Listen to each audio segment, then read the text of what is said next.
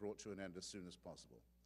There was a large minority, of which I was one, who thought it was much worse than a mistake, that it was a horrendous crime. But there was a big consensus to wind it down. This consensus, by the way, included Dr. Henry Kissinger, as he then was. But a second thing was happening, which was that the Richard Nixon campaign knew that this was Nixon's last chance to become president.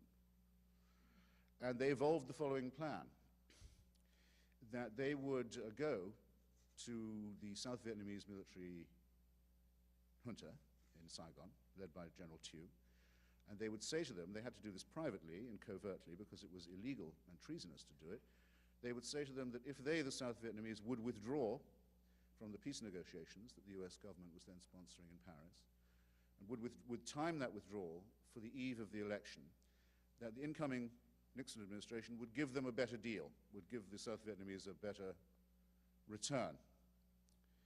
The people who did that, Richard Nixon, Spiro Agnew, John Mitchell, have since been exposed for having done it. I have the entire story in my book. This used to be a speculation, a hypothesis in Washington, but then so did the theory that the Gulf of Tonkin resolution was fraud. This story has now moved to the point where it's part of the official record. We actually now possess the FBI transcripts of the bugging to which President Johnson subjected the Nixon campaign while it was doing this atrocious covert action. I mentioned the name Nixon, Agnew, Mitchell.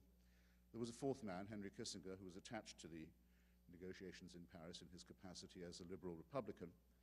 And he was the one who, from Paris, secretly revealed the US government's negotiating positions through a back channel to Richard Nixon, so that in Mr. Nixon's subversion of the election and of the peace negotiations, he always had perfect knowledge from informers.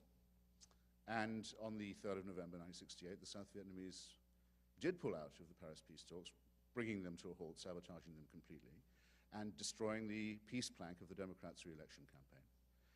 And Richard Nixon duly became a president, and on his first day in office, and on the second time only he'd met him, and the first time he'd ever met him alone, invited Henry Kissinger to be his national security advisor. And Mr. Nixon did not like Jews. He didn't like academics, even pseudo-academics. He didn't like intellectuals, even pseudo-intellectuals. He didn't like the East Coast universities. Didn't like the type at all, but he knew talent when he saw it.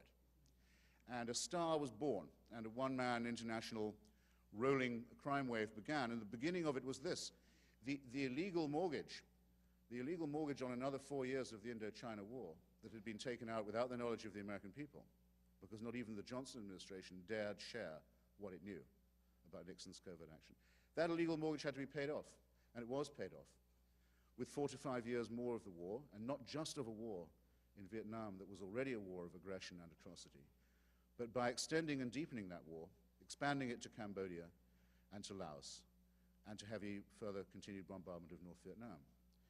And of the names that appear on the Vietnam Memorial in Washington, my hometown, very nearly half, some 22,000, were incised in stone on dates after the inauguration of the Nixon-Kissinger team.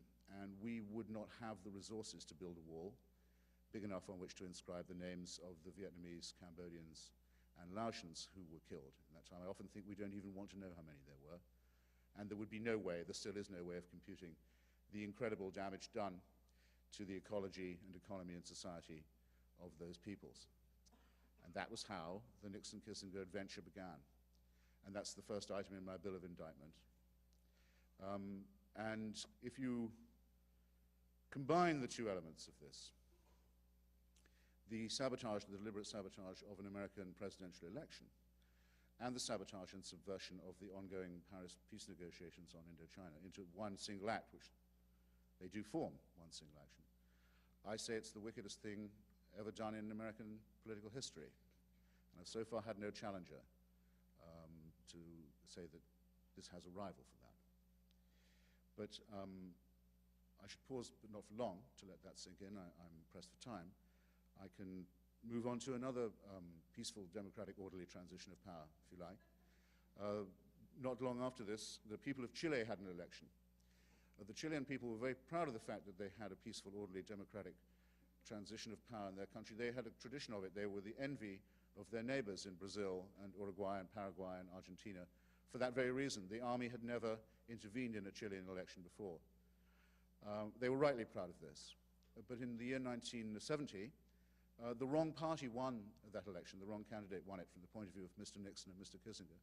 And it was decided to find and finance and arm and induce some Chilean officers who would break that tradition and would bring the army into politics and elect a government that Mr. Nixon and Mr. Kissinger would like better. Or, I said elect, I'm so sorry, impose such a government. There was an obstacle to that plan. There were several obstacles, as well as Chile's long tradition. There was an individual named General René Schneider. He was the head of the Chilean Armed Forces. He was a decent conservative officer with a constitutional cast of mind. He had taken his oath to the Chilean constitution, was not prepared to break it. And therefore, it became necessary to make General René Schneider go away, have him removed from the scene. And I have in my book the transcripts of the meetings at which Henry Kissinger, in the chair, arranged for the murder of General Schneider, arranged for the murderers to be found. They chose a gang of experienced men of violence, people with renowned records for violence and political extremism, fascists, actually, to give them their proper name. They sent them money through the American diplomatic bag and sophisticated weaponry through the American diplomatic bag of Santiago in order that the execution could take place. Libya gets bombed, by the way, if it uses its diplomatic bag for purposes like that. And in due time, the general was shot down in the street. And now we know, we've only known this since last December, when on the initiative of Congressman Morris Hinchy of New York, all the documents were finally revealed to Congress, that the murderers were then paid off with a very large sum of American cash money supplied by Henry Kissinger, and were helped to conceal the evidence of their crime. And this was the opening, this assassination, this murder, and when you read the transcript of the discussions and the planning and the organizing of it, it's like listening to the John Gotti tapes. It's not like The Sopranos at all. It's a cold-blooded, wet job. It's a hit. It's a whack done by this man, this individual, this person, Kissinger. You realize it's only also the prelude to the assassination of Chilean democracy itself, because within 3 years, tactics like that, repeatedly applied, of sabotage, murder, terror, and assassination, had produced a military coup which asphyxiated democracy in Chile for nearly a quarter of a century. But the Chilean people are back now, and they are instituting inquiries into what happened to them and to their chosen leaders and to their society. And as a result of this, on Memorial Day this year, I'm talking about 3 or 4 Mondays ago, in the Ritz Hotel in Paris, Henry Kissinger was hit with a summons by a French judge, Judge Roger Leloir, who is investigating the disappearance of 5 French citizens who fell victim to General Pinochet's death squads. And Mr. Kissinger, I wish I had been there for this, I'm bound to say. Mr. Kissinger had the summons read to him in translation by the manager of the Ritz Hotel, saw that it required his presence at the Palais de Justice the following day, and ran out of town. Okay? You haven't read it in the New York Times yet, because it's not the sort of news that's fit to print. But you will. It isn't in the Washington Post either. It isn't in the Los Angeles Times. It hasn't been on any network. But it is true, and you can look it up. Mr. Kissinger has also been hit with a summons by the judge in the Pinochet case in Chile to answer questions again about Operation Condor, the internationalization of the death squads of South America into a continental-sized weapon of disappearance, torture, kidnap, and repression of dissent, and also by Judge Rodolfo Corral in Argentina, who's pursuing similar inquiries. In other words, one of the best-known graduates of a school not far from where we're sitting, in your case, is now wanted for questioning in 3 democracies on 2 continents and is refusing to answer the questions. That's the state of affairs now. And I consider it an occasion for making a little holiday in my heart. But I call it, and again, I'm glad that you concur, but why did I say a little holiday? Why not a big holiday? Because isn't it an absolute disgrace? Is it not a shame that everyone here should feel that the pursuit of justice in this matter is being left to impoverished victims in other countries who've already had their family members tortured to death? That they are expected to scrape together the resources to hope to get a hearing somewhere in the United States, where this man lives as an honored citizen in Midtown Manhattan and rubs shoulders with the white trash of New York society and is the independent, detached impartial news consultant for ABC and has a column syndicated by the Los Angeles Times, even into my hometown rag, the Washington Post. And there's no one in the United States who's prepared to serve a summons on this man. There's no one in Congress to say it's our responsibility to seek justice here.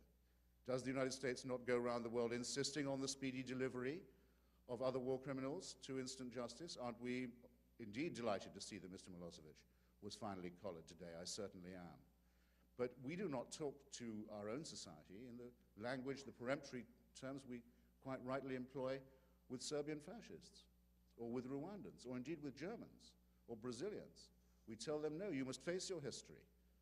You must face it openly and honestly. You must open the archives. You must bring your criminals to justice. You must have, in other words, a truth and reconciliation, or truth and justice, I would prefer, commission. And that's what we need here, and have needed for some time. And Exhibit A is my subject, Henry Kissinger.